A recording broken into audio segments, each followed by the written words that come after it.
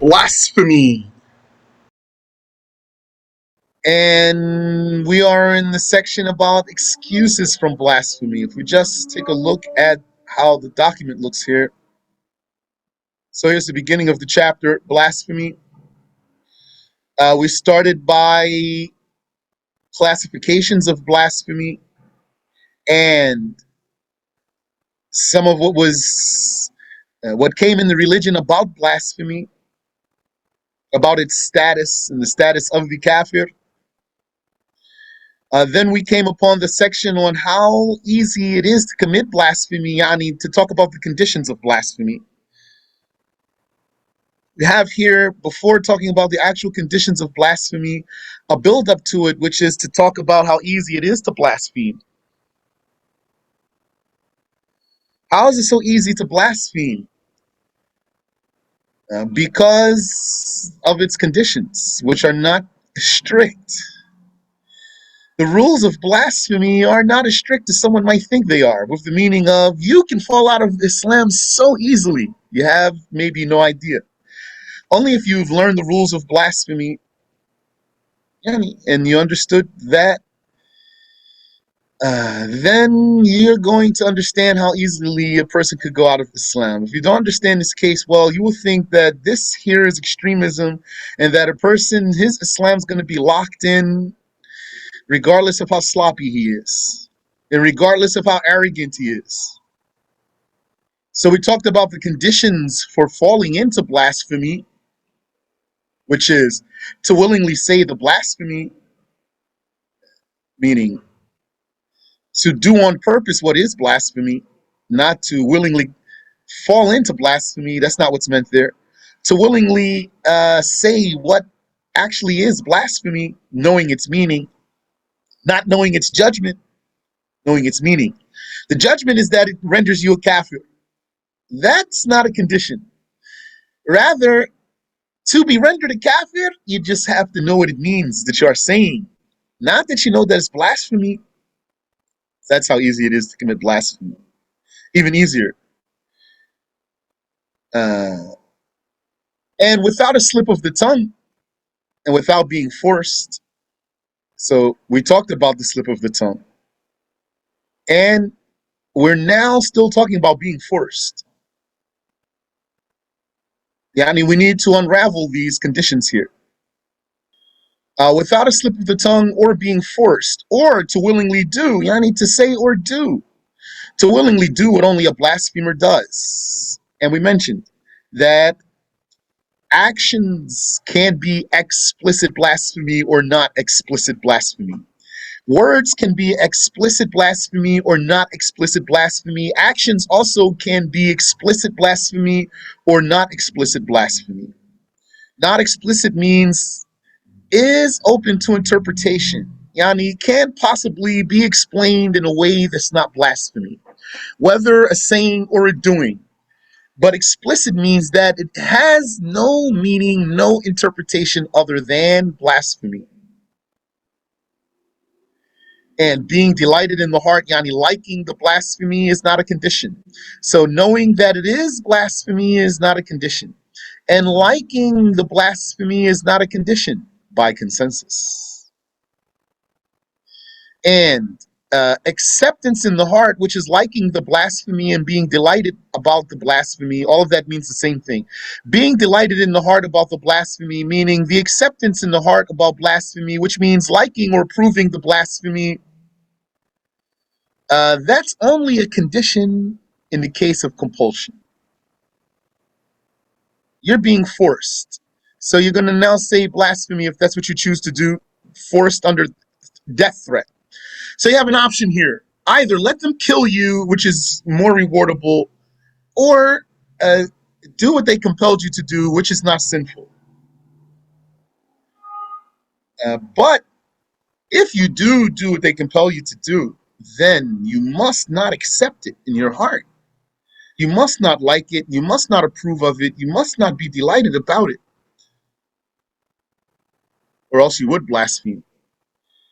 Only then is liking the blasphemy and accepting the blasphemy a condition. Otherwise, it's not a condition. Otherwise, it's enough just to do what is blasphemy. So to do what is blasphemy without being forced to do so is enough to make a person a kafir. And from there, we went on to talk about uh, what does not render a person a disbeliever. Because, Yani, if you understand these conditions here. It says, the condition for falling into blasphemy is to willingly say the blasphemy, not to willingly commit blasphemy. So don't mix that there. To willingly say the blasphemy. Or, Yani, to willingly say the blasphemy while knowing its meaning, without a tongue slip, and without being forced to say it. Or to willingly do what only a blasphemer does, such as step on the Quran, or spit on the Quran, or make a spitting gesture at the Quran to disrespect it. Being delight, so that's the condition there. And then we just added more detail. We said the next sentence here is more clarity, not extra condition. Being delighted in the heart is not a condition. The acceptance in the heart is only a condition in the case of compulsion. Therefore, so if you understand this, then what's not blasphemy, what would not be blasphemy, then that's what starts here. So it's understood, if you can understand these conditions here, what's not blasphemy, like not knowing the meaning of explicit blasphemy, meaning what the person said is explicit blasphemy, in reality has no alternative interpretation that's not blasphemy, but he does not know the meaning of what he is saying, so he doesn't blaspheme. Or he said something that could mean blasphemy if you interpret it in a certain way, but it doesn't have to mean blasphemy if you interpret it in another way, and you don't know which way he meant, or Yani, he did not intend, so forget right now what you don't know. I'm talking about the person himself. He said the statement but didn't intend the blasphemous meaning. It has two meanings, and he did not want the kufr meaning, so he does not blaspheme. And also, if one's tongue slipped, then he does not blaspheme.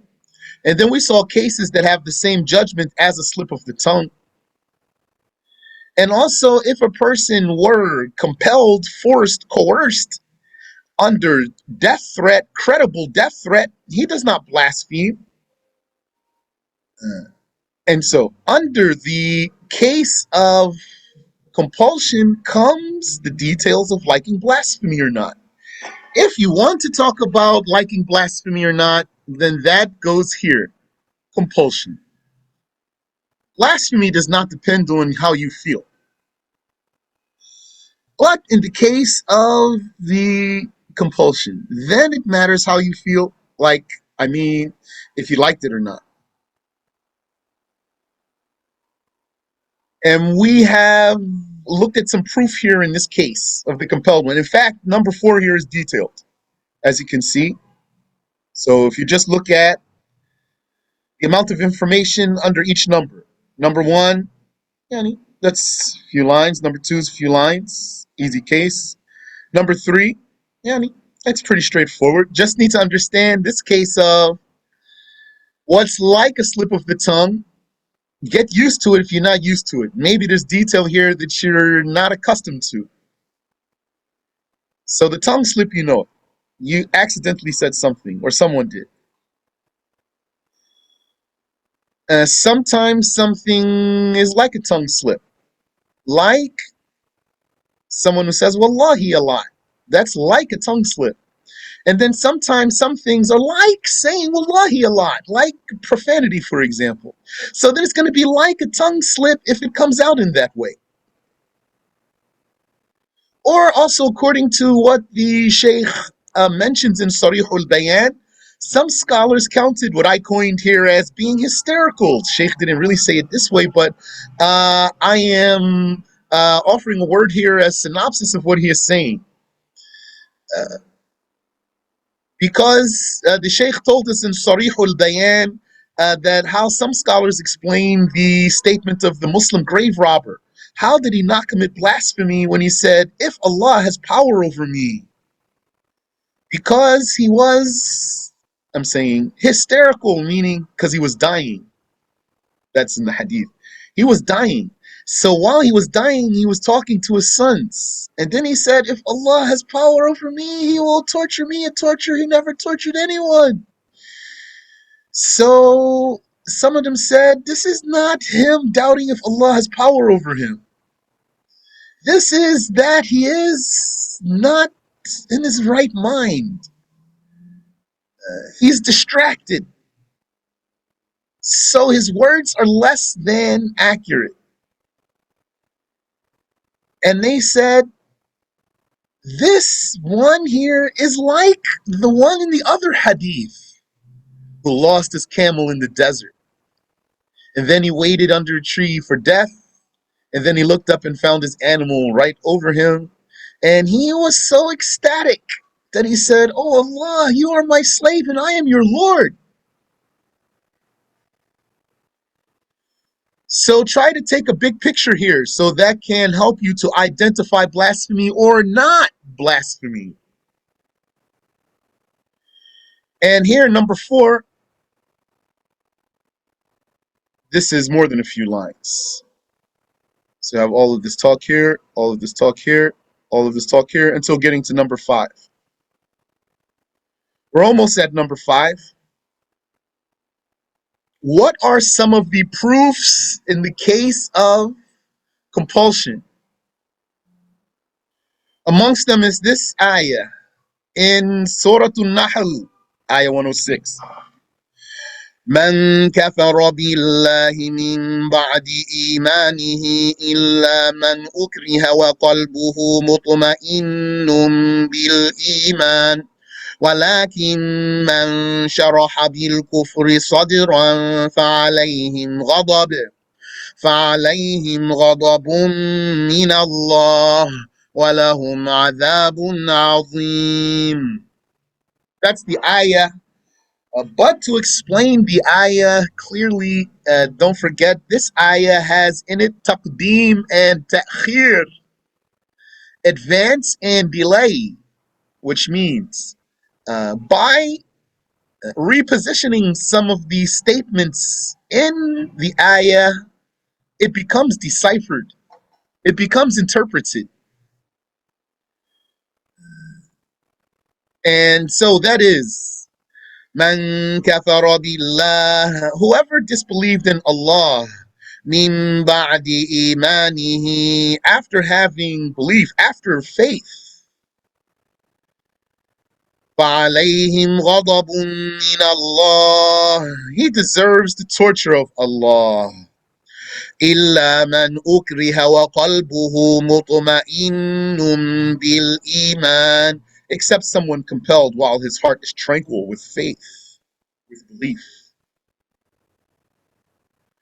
ولكن من شرح بالكفر صدرا, not he who was receptive to the blasphemy inward, يعني فلهم عذاب عظيم. I'm not reciting it as it's ayah, I'm explaining for you. This one shall have, or those ones shall have great torture. I did say it with a tune though, but didn't intend to recite it as Quran in this way.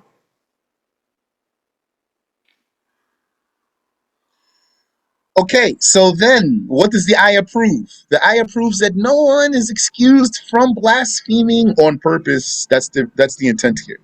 Man kafara billahi min ba'di imanihi, whoever disbelieved in Allah, yani, fulfilling the conditions of blasphemy.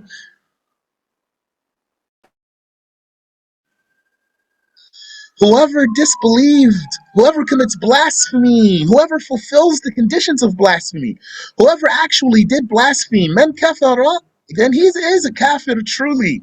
But man ukriha wa qalbuhu mutma'innun bil iman, the one who was forced, he is not a kafir. Illa, he is excused here. Only this one is excused. Excuse me. Concerning someone who did what he wanted to do here. Not someone whose tongue slipped. That's not meant here. Not someone who doesn't know the meaning of the statement. Not someone who said a statement that has two meanings. One of them's blasphemy and the other one's not. He did not intend the blasphemous meaning. That's not what's intended here. This one here is the one who said explicit blasphemy, for example, or this one here is the one he said a statement he said a statement that can have more than one meaning, and he meant the kufr meaning. His tongue didn't slip. And he was not ignorant of what he is saying means. He might have been ignorant about the judgment, though. He might not have known that he did actually blaspheme in reality, but he did. He is not excused. No one is excused. Illa, the only exception is man ukriha wa qalbuhu mutma'innun bil iman. Whoever was compelled while his heart was firm with faith. Yani, even this one who's compelled, he has a condition. He's not even absolute. He has a condition. وَقَلْبُهُ مُطْمَئِنٌّ بِالْإِيمَانِ. While his heart is firm with faith, then he doesn't blaspheme. So that's a proof in the case of compulsion. And what else is a proof in the case of compulsion? The hadith of Ammar ibn Yasir.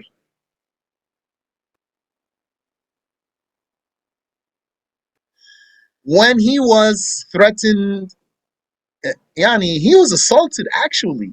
It was reported that they were dunking his head underwater. And they had already killed his parents. This is in the early days, first days of the dawah.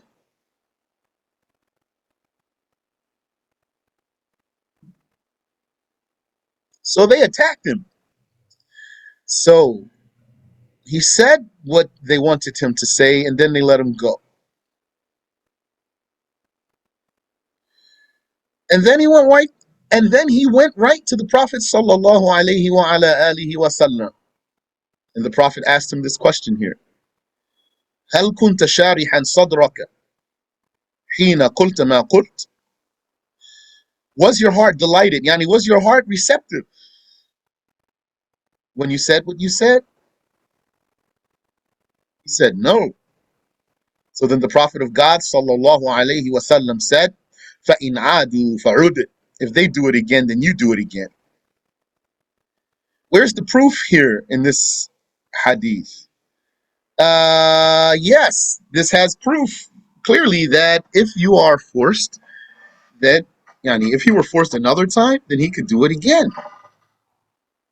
But it has another proof in it, which is that in this case, the Prophet asked him about the state of his heart. In this case, there's no other instance in which the Prophet sallallahu alaihi wasallam checked the state of one's heart concerning blasphemy. Only in the case of compulsion he checked the case of the person's heart.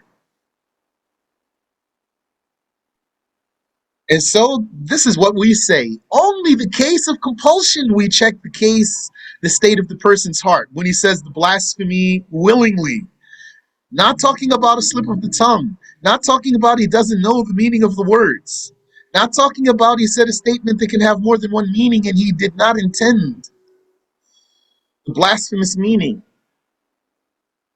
And right here, in case someone did, yani, this quick side note, yani, this is a case of takfir I want to mention to you. Takfir means deeming the other as a kafir.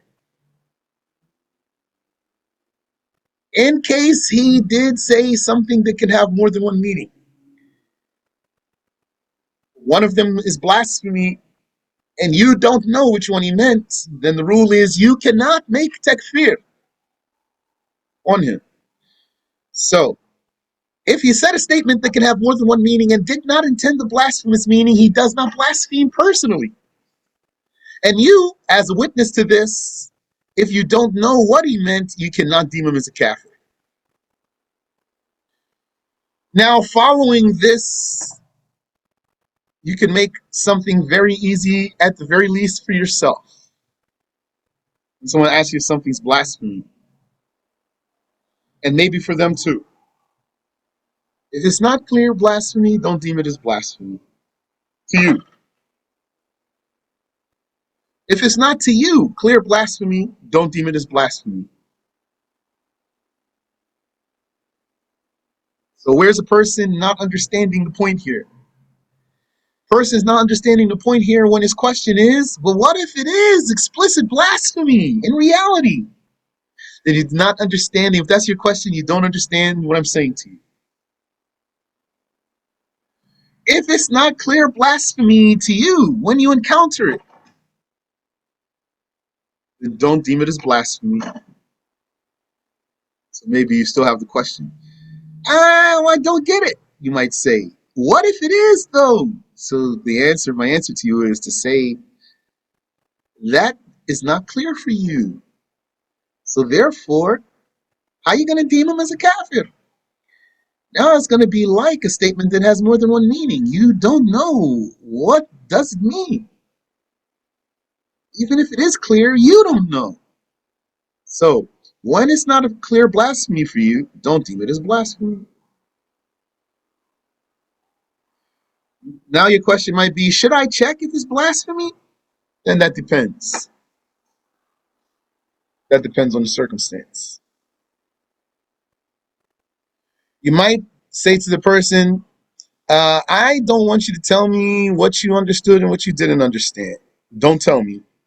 But I'm going to tell you, if you meant this, it's blasphemy. And you need to say your shahada. And then, if he doesn't say anything, khalas, now you told him. You're going to still deem him as a Muslim. And if he understood what you said, if what you said was clear, and he accepts, then maybe he'll just say the shahada right there. You see his lips move, for example. Does that mean you should deem him that he did commit kufr since he just said the shahada with his lips? No. Still don't have to deem him that he did commit kufr now that I see him moving his lips with shahada after I talk to him. Because maybe he's just saying the shahada because you said something and touched him what you said, and he's a Muslim and he doesn't want to commit blasphemy. So khalas. Now we have come to where we stopped. Hafiz ibn Hajar said, وممن جنح إلى بعض هذا البحث الطبري في تهذيبه. Okay. No, we're not finished the review. Because in order to make clear what we want to talk about now, then we still need to clarify what's right here. So, now that it's clear that the only one who's excused from using his created power to say blasphemy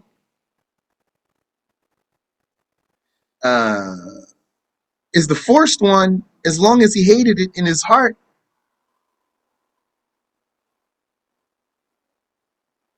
then it's clear that whoever said contrary to that is wrong. And we say, whoever says contrary to this is actually committing blasphemy, saying that one's being delighted in his heart is a condition for falling into blasphemy, not concerning the compelled one. That's blasphemy.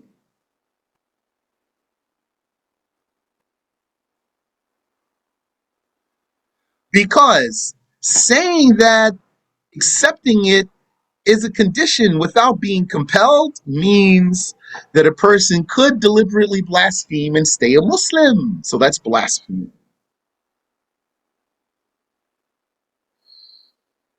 Yani, denying that a person could accidentally fall out of Islam, denying that this is possible, denying that a person could accidentally fall out of Islam is saying that a person could blaspheme on purpose and stay a Muslim. What does accidentally fall out of Islam mean here? It means he didn't want to go out of Islam. Like, had he realized the consequence of what he said, he wouldn't have done it. So it was a blunder on his part. It was ignorance and heedlessness and carelessness and negligence. Completely wrong. That's what I meant by mistake here. Accidentally go out of Islam.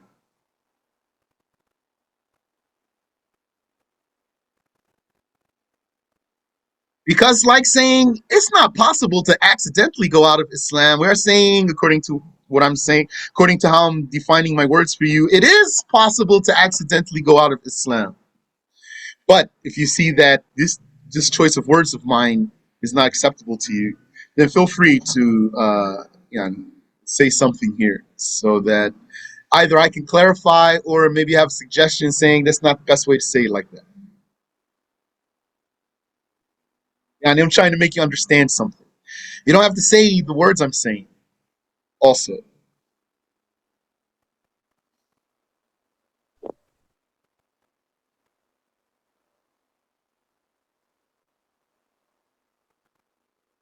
So, is there proof that someone could go out of Islam without intending to? Yeah, we already saw some, actually. We saw the proofs about how easy it is to go out of Islam. That's a proof that a person could go out of Islam without intending to, without wanting to. One might say accidentally. But there's more proof, and that's where we are now. Hafiz ibn Hajar said, وَمِمَّنْ جَنَحَ إِلَى بَعْضِ هَذَا الْبَحْثِ الطَّبَرِيُّ فِي تَهْذِيبِهِ. Among those who have indulged in this subject is Al-Tabari, the Mujtahid from the Salaf, in his book At-Tahdhib. فقال بعد أن سرد أحاديث الباب.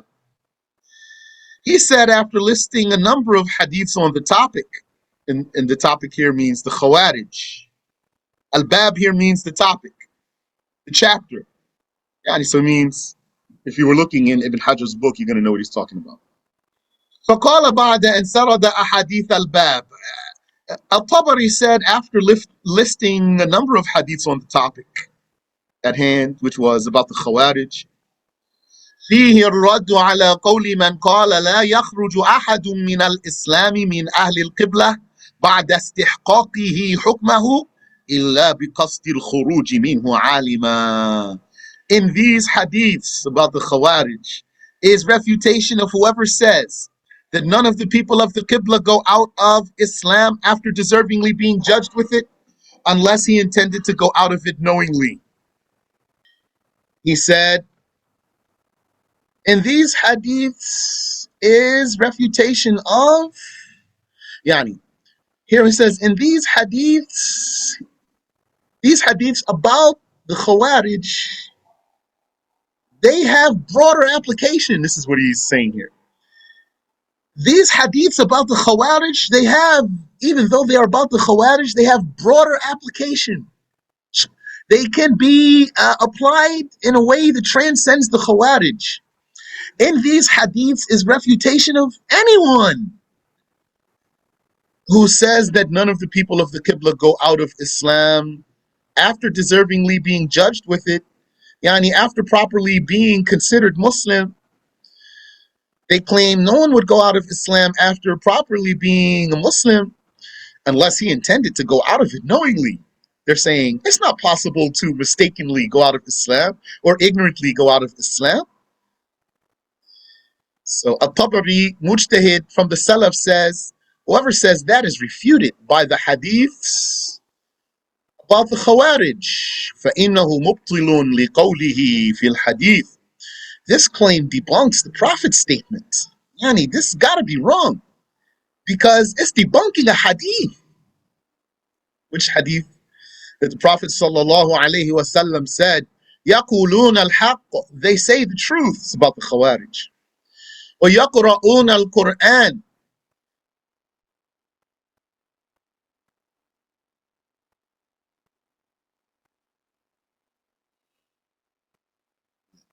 وَيَقْرَؤُونَ الْقُرْآنَ, and they recite the Quran. وَيَمْرُقُونَ مِنَ الْإِسْلَامِ, and they go out of Islam. وَيَمْرُقُونَ مِنَ الْإِسْلَامِ, they exit. They exit Islam. They depart Islam. They go out of Islam. وَلَا يَتَعَلَّقُونَ مِنْهُ بِشَيْءٍ, and nothing of it sticks to them. And none of it sticks to them. And they don't stick to any of it. وَلَا يَتَعَلَّقُونَ مِنْهُ بِشَيْءٍ, they don't stick to any of it.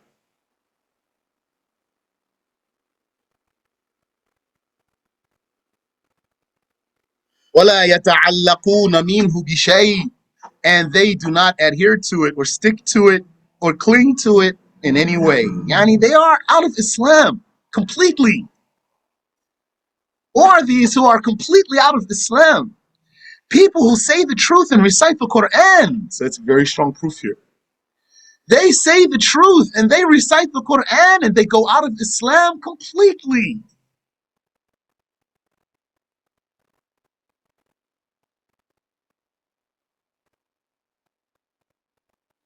ومن المعلوم أنهم لم يرتكبوا استحلال دماء المسلمين وأموالهم إلا بخطأ منهم. And it is known that they did not deem the Muslims' blood and money lawful except by a mistake on their part. فيما تأولوه من آي القرآن على غير المراد منه. A mistake from what they have misinterpreted of the verses of the Quran according to other than what is intended. Yani, these people made a ta'wil, they misinterpreted something of the Quran and they blasphemed anyway. So this mujtahid from the Salaf, he says this claim that a person could not go out of Islam accidentally or heedlessly is debunked by this hadith of the Prophet sallallahu alaihi wasallam. So then now we have 3 hadiths for this issue. This is one. Memorize it. It's not long. يقولون الحق ويقرؤون القرآن ويمرقون من الإسلام ولا يتعلقون منه بشيء. That's strong proof. You can use that in a discussion. Second one is the one you already know. Indeed, the slave will certainly say the word of blasphemy. لا يرى بها بأسا, not seeing anything wrong with it. That's proof right there. يهوي بها في النار 70 خريفا, and because of it he falls into the fire for 70 autumns. That's second hadith. And third hadith is الجنة أقرب إلى أحدكم من شراك نعله والنار مثل ذلك. This one, don't use this to prove your point. It does prove it though. Paradise is closer to one of you than his sandal strap, and hell is like that also. How does it prove that? Because the meaning is so easy to commit blasphemy. And also, it proves it's so easy to embrace Islam. This hadith proves how easy it is to be a Muslim and how easy it is to be a kafir. And we did mention which one is easier. Being a kafir is easier in terms of the condition. Because the condition for Islam, for a person who was not a Muslim, is to say the Shahada, believing in it. He has to say a coherent statement with faith. It's not a fragment. It has to, his statement of faith has to have a grammatically correct sentence in it, which is the Shahada, or what means the Shahada. Even if it has some mistake in it, somewhere, somehow, might be someone saying the Shahada with a mistake in it, but it's valid and he embraces Islam. A mistake in the grammar or something like that. We actually covered that in the beginning of the book. So, Alhamdulillah. But to blaspheme, you don't even need a word. You could blaspheme just from something in your heart. So that's easier. Okay, we have some footnotes here. So footnote 1073 is attached to this sentence. From this, we firmly know that Sayyid Sabiq's wrong ruling in Fiqh Sunnah concerning that verse, the verse about the compelled one, is misguidance and falsehood. Footnote, according to this invalid claim, it is permissible for a person to say any blasphemy and then defend himself by saying, I did not enjoy it in my heart. I merely said it with my tongue. Then he would be excused from having to repent from blasphemy and from deserving execution for the blasphemy. And then an entire chapter of religious knowledge would be eradicated. If this were a correct rule, then erase the whole chapter of apostasy. The judgments of the apostate, such as suspension of the marriage contract and being severed from inheritance, erase it all. This is obligatory on the Muslim ruler to execute the rules of the apostate pertaining to the apostate, just as Abu Bakr executed a woman who apostatized.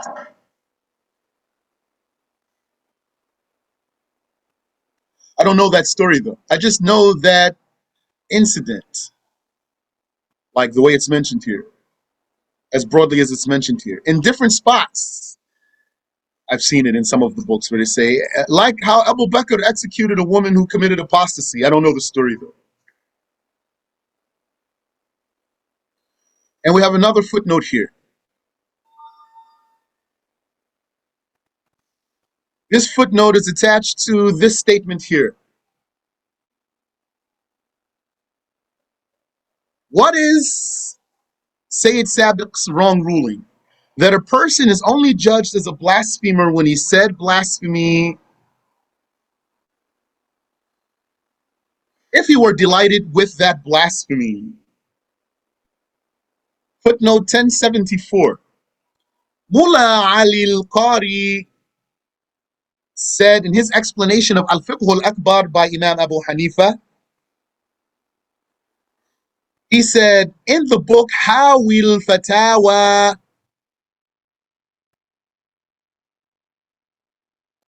it says, whoever blasphemes with his tongue while his heart is tranquil with belief, he is a blasphemer, and he is not a believer to Allah. As Mullah Ali al-Qari, rahimahullah ta'ala. May Allah have mercy on him. Subhanallah. I really love Mullah Ali al-Qari.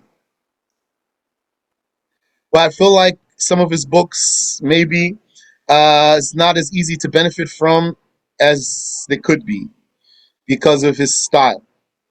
He likes to rhyme in his books, and yes, he says nice things, but it's not easy to convey outside of Arabic. Subhanallah.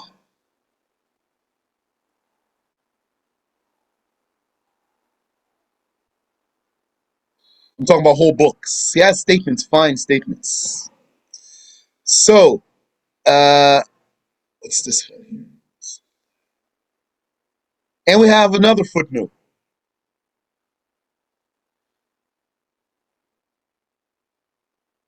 which is that Sayyid Sabiq said that a person would have to likely blasphemy or intend to leave Islam. So under claiming that he would have to intend to leave Islam, yani like the blasphemy, or intend to leave Islam, footnote 1075. Imam An-Nawawi gave an example for that in his book Rawdatul Talibin, in the chapter of apostasy, conveying and agreeing with the words of the Hanafi scholars. If a man were angry and beat his son or slave boy severely, then another person saw that and addressed him by saying, aren't you a Muslim? Meaning that a Muslim would not hit another in such a severe manner.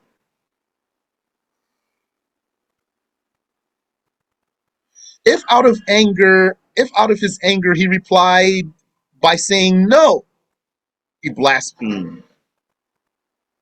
He blasphemed for that, although he was not delighted with that blasphemy. And he wasn't happy. At the moment, he's not happy. So he's not happy with the blasphemy. He's not happy. He's angry. He still blasphemes.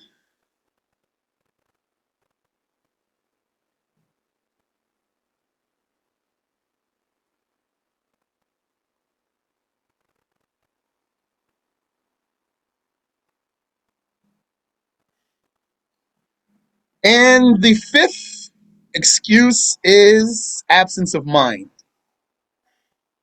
being crazy, or sleep, of course. If you said blasphemy while sleeping, you don't blaspheme. If you said blasphemy while mindless, literally mindless, crazy, then you don't blaspheme. And know here, like the Sheikh taught us in As-Sirab, that a saint will be impeccable from committing blasphemy as long as he has his mind. But if he loses his mind, which would be due to the love of God, not due to a sickness, then it is possible that he would pronounce blasphemy when his mind is gone. But he's not going to be accountable because he is mindless at the time, in a literal sense of the word. But, so that's what the Sheikh told us. So, again, what's the point here? The point is, be firm. The saint is impeccable, protected from blasphemy. The saints are protected from blasphemy. But the saint either has a mind or not. So if he has a mind, he will not do any blasphemy ever. Not after he reaches sainthood. It is possible that he could commit a sin, even a major sin, but he will repent before he dies. And he will not sin frequently. Once he becomes a saint, he will not stop being a saint, even if he committed a major sin. So he will not blaspheme the saint. And if his case is that he doesn't have a mind, then he's not accountable if he did say something that's blasphemy. So a saint will not blaspheme.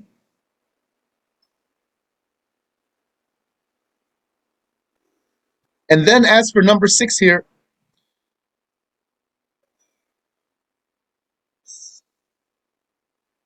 number 6, being new Muslim.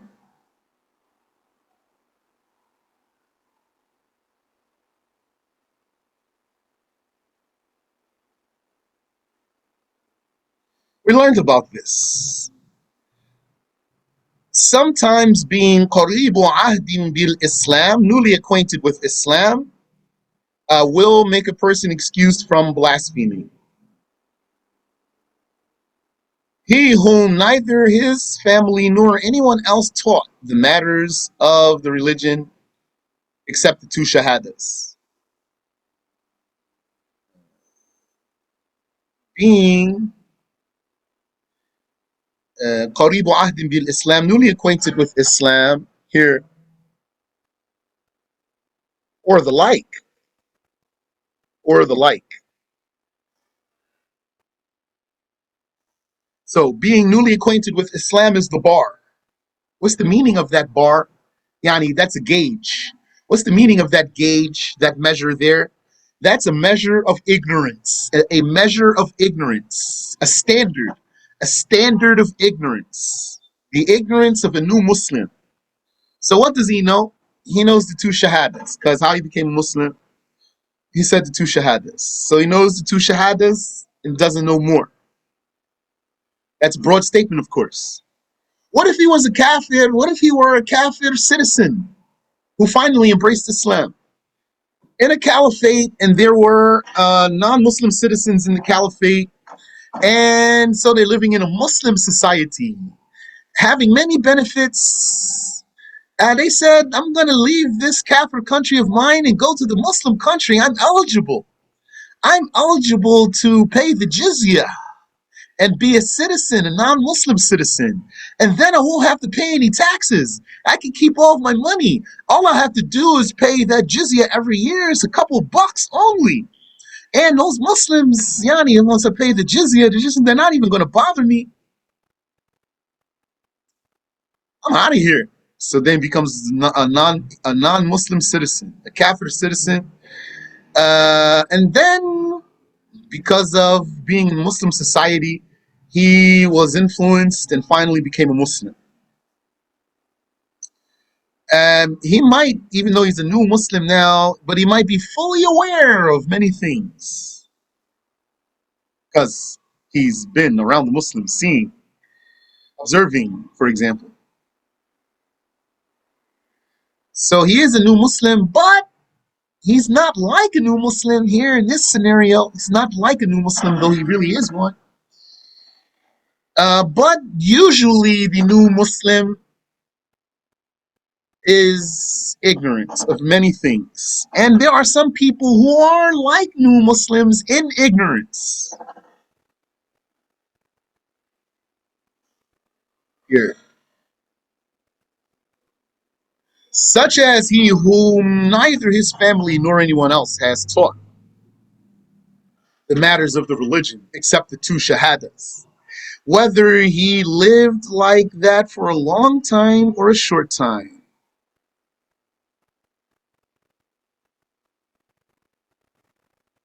Uh, so he could have lived far from scholars. He could have been incarcerated, so he has no contact with people of knowledge. Or he could be actually in the midst of a Muslim society and is amongst the heedless ones who did not go to the masjid, did not go to a lesson, and his family didn't teach him.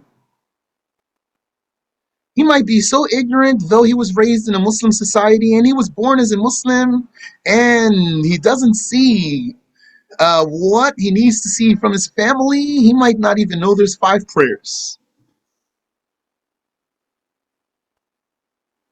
If he denies any of the obvious religious matters, he is not charged with blasphemy, but he is taught. Yani, rather, he is taught. Whoever has not heard many religious judgments and thus does not know them, even if he lived among Muslims, is like a new Muslim.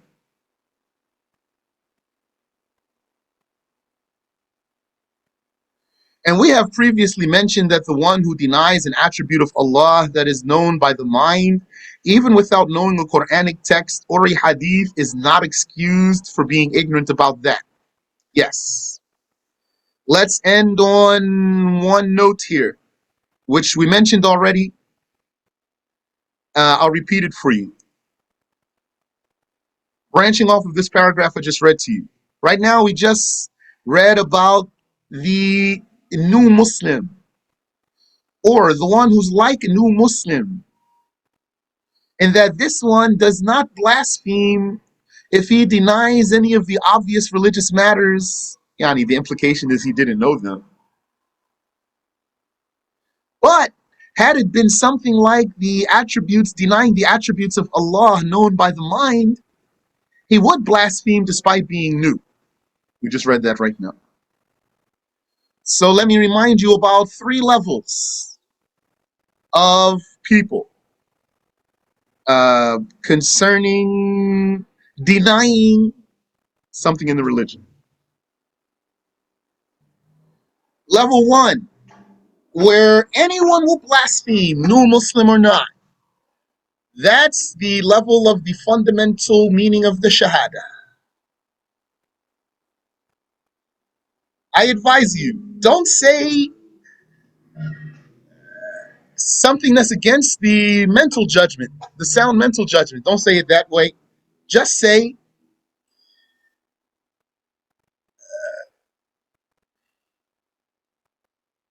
denying the basic meaning of the Shahada, the 2 Shahadas. So that's going to be like denying the existence of Allah, likening Allah to the creations, denying any of his attributes, and denying Prophet Muhammad sallallahu alaihi wasallam. or having a wrong belief about a prophet, like that a prophet is a liar or a cheater, etc. And included in that is believing that any religion other than Islam is valid. And a form of believing that a religion other than Islam is valid is saying that uh, people of other religions will enter paradise or go to heaven. If you say Christians, for example, will go to heaven, Jews shall go to heaven, or, for example, something like that, this is tantamount to saying Allah accepts their religion. So that's blasphemy for anyone. No one's excused here, new or old, ignorant or knowledgeable. So that's level one. Level two is the level of what is known in the religion by necessity. Then you're going to blaspheme for denying that unless you're a new Muslim or like a new Muslim. That's what we just talked about now. And then level three is the level of denying something that's not known in the religion by necessity. What does it mean is not known in the religion by necessity? Means only the people of knowledge know it. The laymen don't know it.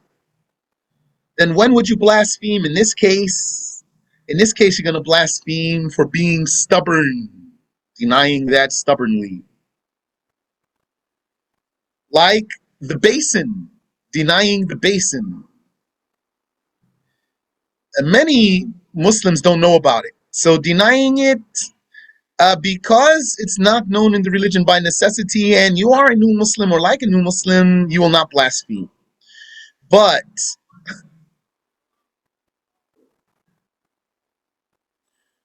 knowing about it, although it's not known by many Muslims, and then denying it after that means you're being stubborn. So that's blasphemy. Next week, inshallah, we can cover some of these footnotes too we have here.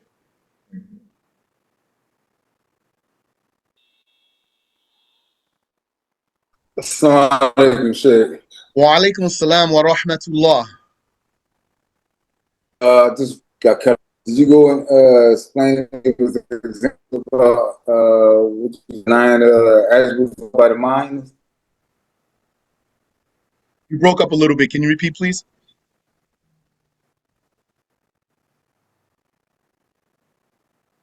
I was asking, did you? I got out. I got cut out. Give examples about.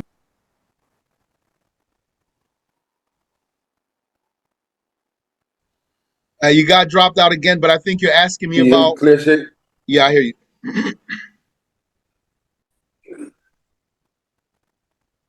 I think you're asking me about what I said. I advise you don't say something that's known by the mind. Say denying uh, the basic meaning of the two shahadas. Is that what you're asking me?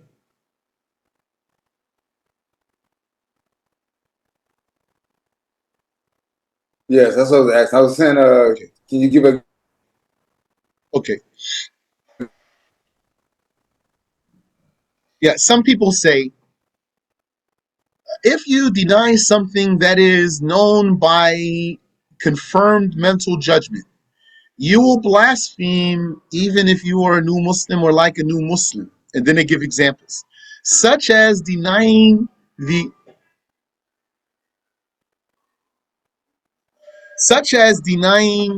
the attributes of Allah.